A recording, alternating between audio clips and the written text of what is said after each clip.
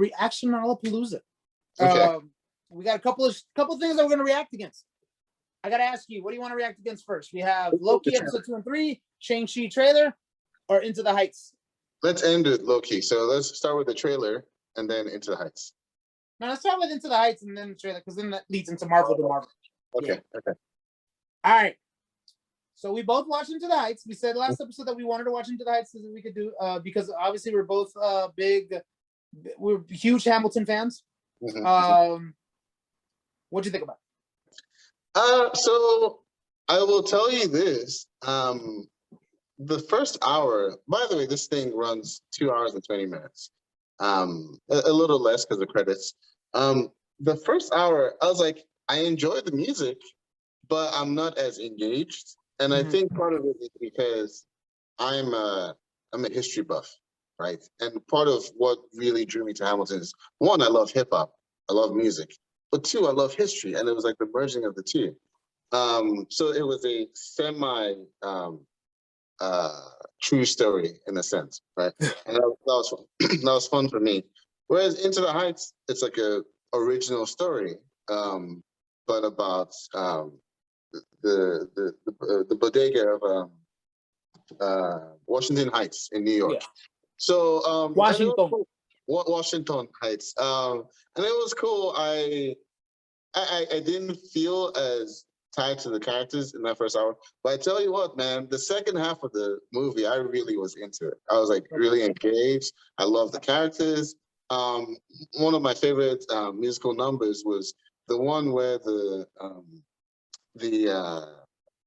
hair salon ladies are finally leaving, but like there's no one there to send them off, and then they come down and they start singing about like a fiesta in the bodega, and then they're representing all the different Latin countries that are there living in that Washington. Like Brazil, there's no Brazil. No, there's a Brazil flag. Well, there was, but I'm saying in the ones in the song, it was Brazil, Dominican, Cuban, and Mexican. Yeah, so they had like 4. But they had the other flags, right? And then they started, because you even saw the Colombians dancing. They had the big Colombian flag and stuff, but they never specifically named Colombia. Anyway, that was my favorite musical number, right? Even though that was probably one of the ones that had the least amount of English in it, and I couldn't understand a lot of it, but it was just a feel, man, just a vibe. You were feeling it, man. You were feeling it, man. Yeah, yes. So there was a feel a lot. I like the movie a lot. So yeah, before we go further into it, tell me about your thoughts. I enjoyed it. I'm like you. I was Hamilton kind of put it up there a little bit for me, right? Obviously, but then I was like, once I realized, okay, first of all, this isn't Hamilton. Secondly, this is a Latino movie, right? Like that was the big thing to me, and I was like, it's not my particular story because I'm a Dominican, but my wife is. But I'm not Dominican, I'm not Puerto Rican. Yeah, there were some Mexican characters in there, but it's also very New York too, right? I would assume. It's a very yeah. So, but at the end of the day, there was still a lot of things that were so Latino-esque that I was drawn to it. The music, of course, the relationships between with grandma, even though I never had a huge relationship with my grandma. I know my wife did. And then obviously my mom now is grandma, so she's kind of getting that matriarch kind of vibe now. So it was really the Latino-esque part. I loved it. The music was cool. I wouldn't say there was any memorable music the same way that Hamilton was memorable. And then I think the thing that threw me off was a little bit was I thought it was going to be like Hamilton where it's all singing. I didn't realize it was going to be actual dialogue. So that kind of like, because when they first started singing, when they started the first song, they were singing for quite a while. I was like, oh, the song is going to be all singing. It's going to be like Les Miserables, right? Like just a pure musical. Then I started talking. I was like, oh, this is actually a play, like a play. Actually, I'm really glad about that, to be honest. I'm glad that it wasn't all singing the entire way. Because to be honest, there were quite a few times where I was like, I can't follow what's being said without subtitles. Like it was like really hard, and I don't know, maybe I just had to turn the volume up a little bit, but it's what tends to happen when you're rapping. Not all of it was rapping. Sometimes they would just do pure singing, but there was quite a bit of rapping in it. And especially if you don't understand the cadence of the particular rapper, it's there's a lot that can get lost in it. And there was one time when Benny, Corey Hawkins from NBA, Straight Outta Compton, yeah, Walking Dead. When he was rapping something, I think it was like his first rap of the movie, and there were like some things he said, and I was like, I would not have caught that if I didn't have subtitles on. And that's where, like, I felt like if I saw this in the movie theaters, a good like 25% of it would have gone over my head. I would have like understood what was going on. So I did appreciate that there was some like actual just dialogue. I think that helped to drive some of it home a little bit as well. But yeah, man, I also the whole Latino aspect of it. Part of what I enjoyed about that is, even though I myself am not Hispanic, Having to your African side, didn't it? Yes, exactly. I'm American, right? Naturalized and all that stuff. But every now and then you do feel that, longing for where you came back from, where you came from, sorry. And there's a lot of similarities with African cultures and Latino culture. Same thing with, actually, I have a lot of Indian friends, and when I hang out with them and their families and all that stuff, there's also a lot of similarities. They're very like boisterous people, loud and like laughing about stuff, and that's how it feels, as an African. And seeing that, that kind of like togetherness with the Latino culture in this movie made me feel that kind of way too. Yeah, so I really enjoyed it. I loved especially the second half of the movie. It was good. All right, so we did enjoy it, but now that it's been released, and I don't know if you said you didn't really hear about this whole the whole how felt like there was a lot of colorism in it, or did you even notice? You noticed it even when you were watching? No. So I heard the story about complaints of colorism, and I saw that Lin Manuel apologized. And I saw all of that before I watched the movie. I kind of wish I'd watched the movie first and then seen that. See, I did. I watched the movie first, and then I listened to that, and then I heard all that. So what were your thoughts on that? So the big thing with it is there's a lot of Afro Latinos who, which of course is just that's black within the Latino community, right? Because I'm sure there's a lot of people who don't realize this, but the Latino community is a diverse community. We've discussed before how the Black community is not monolithic. Yeah, there's a culture within that community. The same thing within Latino, right? Within Latino, there's the cultures of the different countries that you have. Within the country, there's different cultures. My family is norteño from Mexico. We're different from the sureños in Mexico. The difference between the ones from central Mexico. There's that culture within that culture. And the same way that in Mexico, there is a lot of colorism, right? Like if you look at telenovelas, they're all very pale versus. It's to be honest, it's everywhere, man. It's pretty big in Africa.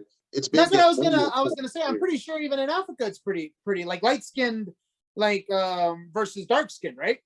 Yeah. Yeah, and the same thing. I'm pretty sure Bollywood has that same issue where there's like the darker. All the big Bollywood stars are like the lighter skinned Indian people. Some of them even like bleach themselves to. Yeah, so I got the colorism part. There was a bit of the whole, Lin Manuel kind of they feel like it erased the Afro Latinos experience. Obviously, my wife is Afro Latina because she is Dominican. She's of a darker complexion of Latina. There was even the talk about how they did have so Benny was Hawkins' character. Yeah. Who was Carlos? What's his name's character? Carlos, the main character. Navi. So, Navi, yeah. And Navi's love interest, and I forgot her name, but she's Dominican. Vanessa, thank you. She's Dominican, but she's of a lighter complexion of Dominican. The actress or the character? The actress. The actress is Dominican. The actress is Dominican, yeah. Oh, so the actress is Dominican. I know one of them was Dominican, and one of them is actually like Mexican mixed. Like she's mixed with Mexican and something else. So it's just like.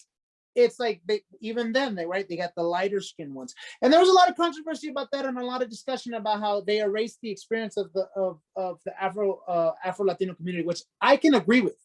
I can agree that that's been erased. And my thing is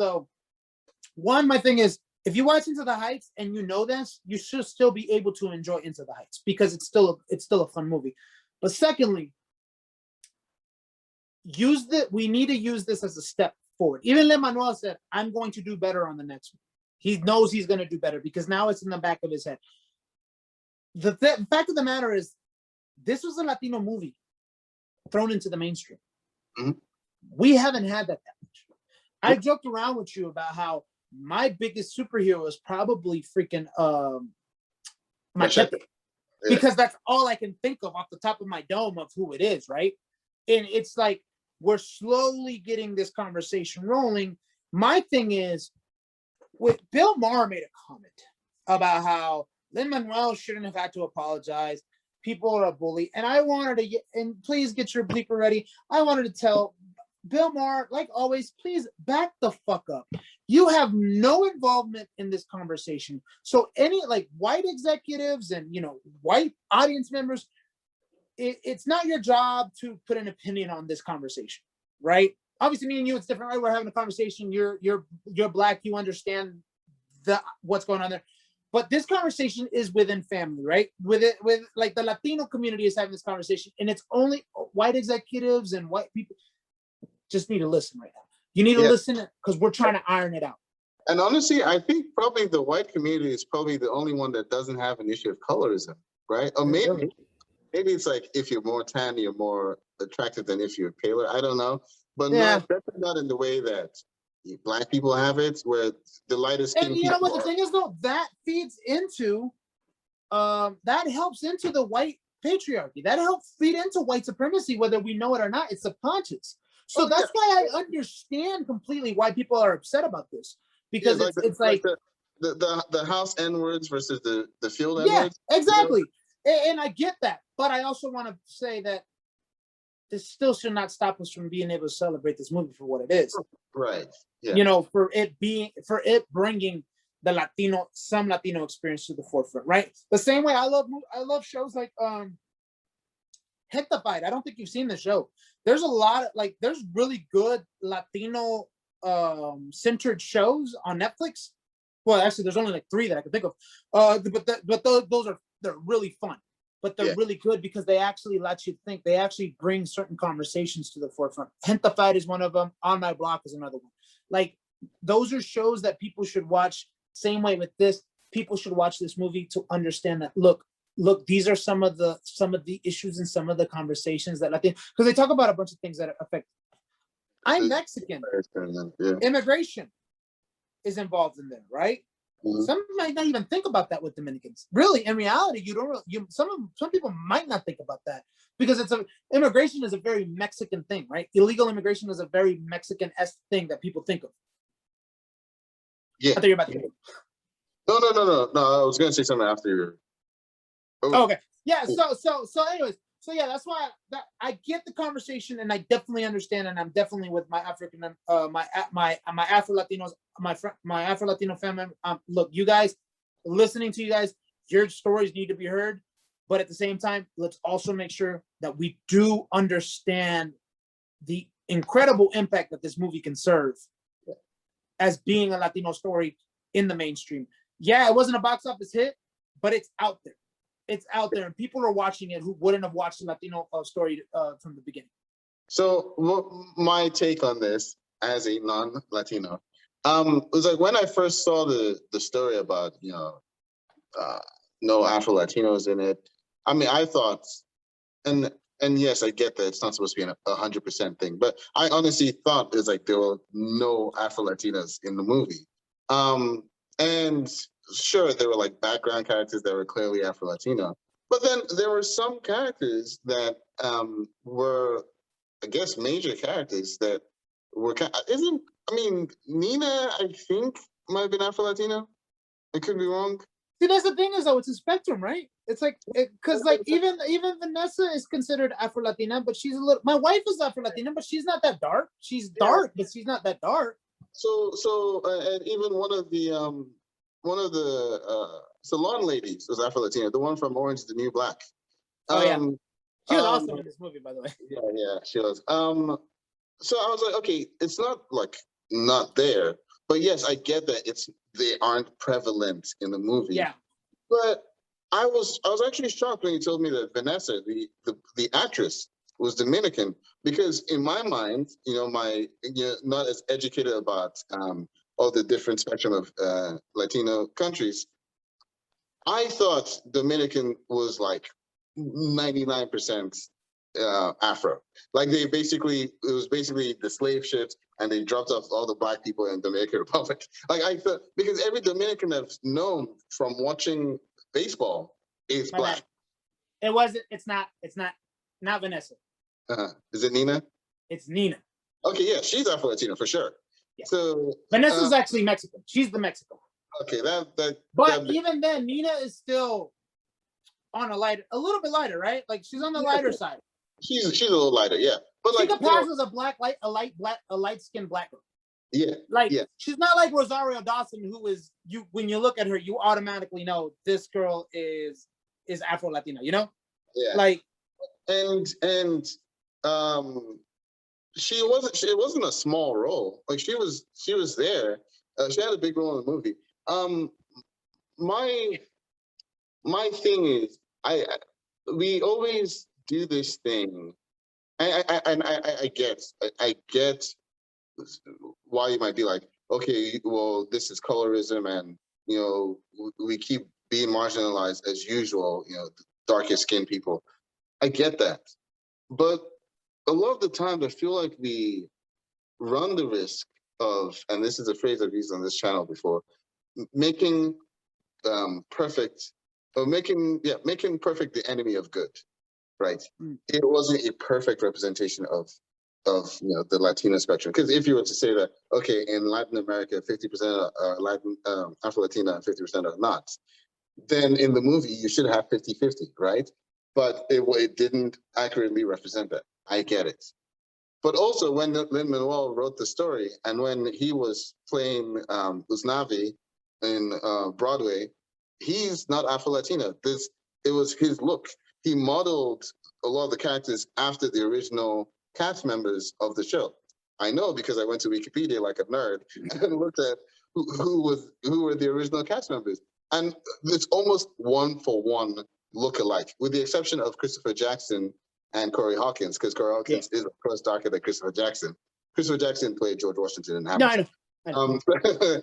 So with the exception of that difference, everyone else is pretty much like for like with the original cast members. That's just how he wrote it. Like if I'm gonna film something like in my backyard, I'm gonna call the people I know, the people I have around me. They might not look like the spectrum of the United States, but they are who's around me, and that's who was around Lin Manuel. He apologized, rightfully so, that he didn't cover everyone, but I also understand that that's what he had at his disposal. We need to make sure, like the Latino community, from all spectrums, we just need to look at this as not as an obstacle, but as a first step. Right. That's really what it is. Because the thing is, though, the first thing I thought about whenever this movie came out was, I was like, I just hope it doesn't become like the Latin pop sensation. Remember the Latin pop explosion, which probably should have been in that little top 5 thing that I done, Ricky Martin versus Enrique Iglesias. Yeah. But remember, it was just a select few that came out. Yeah. It was almost all of them were already established in Latin America. Yeah. And it was only for about a couple of years. Yeah, they kept coming out with hits or whatever, but the Palira Rubios and the Shakiras and all that stuff, they came in, they did that big thing, and it was just still them, but it became a fad. Yeah, that's true. That's what I don't want. That's what we got to make sure that doesn't happen. That the Latino story does not become a fad, because you know what? The Asian community probably is feeling that right now, because there's also the fear of them becoming, Crazy Rich Asians. Because remember, before that, Better Luck Tomorrow came out, and that was a lot of people loved it. Then Crazy Rich Asians just recently came out. That was getting the recognition it's supposed to get. The trailer we're about to talk about, that probably is going to help the Shang-Chi, right? Just because it's still Asianism that's being brought to the forefront. So the hope is that the Latino stories continue to be shown, right? So let's not be, and I'm not saying that's what's happening, but let's not be our own enemies. Yeah. Let's make sure to help each other out. So I think the Afro-Latino community is helping Lin Manuel Miranda realize, hey, there are these stories that I need to come up with. Yeah. So you hope, that's what you got to hope for, and that's what you got to push for. But let's not cannibalize ourselves, because if we do, then neither of us are winning because we're not able to get those stories happening. Right, exactly. All right, yeah, that was a good conversation about that. And huh? What do you say? What's you saying? Oh yeah, Zeno has to learn a little bit more like Spanish, I guess. I said "Viva la raza." Anyways, Viva, long live the race. Long yeah, live it's just basically a big chant for okay. for us, the Browns. Yeah. And the Blacks. Yes. It reminds me of when people were like, "Oh, Blade is a black superhero, but he's like the only black person in the movie," And now we have Black Panther that had all black people in it. So yeah. All black. So there's progress, man. It happens. We're getting there. We'll get there. Hopefully, it's a slow. Remember, America's very hard-headed when it comes to race. So we just gotta start pounding into their heads. But anyways, all right, man. Into the Heights. That was a good conversation. Now it's going into. Sorry. Real quick, what would you give it out of 10? 6.5. 6.5. Okay, Actually, it's still good. It's better than 5. It's better than average, but 6.5. I'm not gonna watch it as many times as I watched Hamilton. That's for sure. True. This is true. Yes. I gave it an 8 actually, just because. Wow. Yeah, the second half really drove it in for me.